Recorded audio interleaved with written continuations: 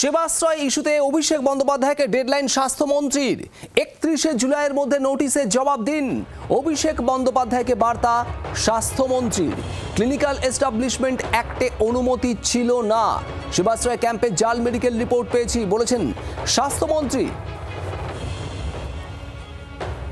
অয়ন শর্মা আমাদের প্রতিনিধি রয়েছেন। অয়ন, এই সেবাশ্রয়ের প্রথম পর্দাফাশ করেছিল জি24 ঘন্টায়। গত কয়েকদিনে একটার পর একটা অভিযোগ। এবার স্বাস্থ্যমন্ত্রী কি বলছেন? দেখো, স্বাস্থ্যমন্ত্রীর তরফ থেকে একেবারে সরাসরি হুঁশিয়ারি অভিষেক বন্দ্যোপাধ্যায়কে। অভিষেক বন্দ্যোপাধ্যায় তার মন্তব্যে বলেছিলেন 2031 অবধি অপেক্ষা করুন, আপনাদের সুদ সমেত সমস্ত কিছু জবাব দেবো। সেই প্রশ্নের একেবারে জবাব দিতে গিয়ে স্বাস্থ্যমন্ত্রী তিনি জানান 2031 পর্যন্ত অপেক্ষা করতে পারবো না আমরা, এবং সেখানে আপনাকে আমি সময় দিলাম 31শে জুলাই 2026-এর মধ্যে আপনি উত্তর দিন। অভিষেক বন্দ্যোপাধ্যায় সেবাশ্রয় নিয়ে মুখ খুলুন, কি করেছিলেন আপনি।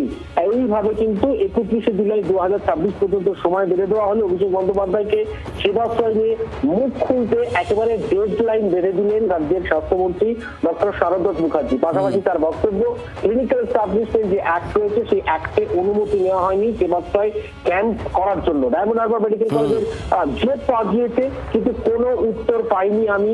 একাধিক সরকারি চিকিৎসককে আনা হয়েছিল। এমনই ভাবে কিন্তু একেবারে সেবাশ্রয় নিয়ে একেবারে তুলে ধরা করতে দেখা যায় রাজ্যের চাপ বাড়ছে অভিষেক বন্দ্যোপাধ্যায়ের, এটা বলাই যায়। অয়ন, তোমাকে ধন্যবাদ। শোনাবো এই প্রসঙ্গে স্বাস্থ্যমন্ত্রী শারদত্ত মুখোপাধ্যায় কি বলেছেন, শুনুন।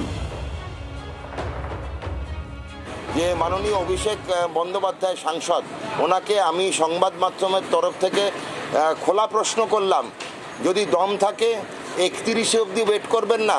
31শে জুলাই 2031 না, দম থাকলে অভিষেক বন্দ্যোপাধ্যায় 31শে জুলাই 2026-এ উত্তর দিন সেবাশ্রয়ে কী করেছিলেন।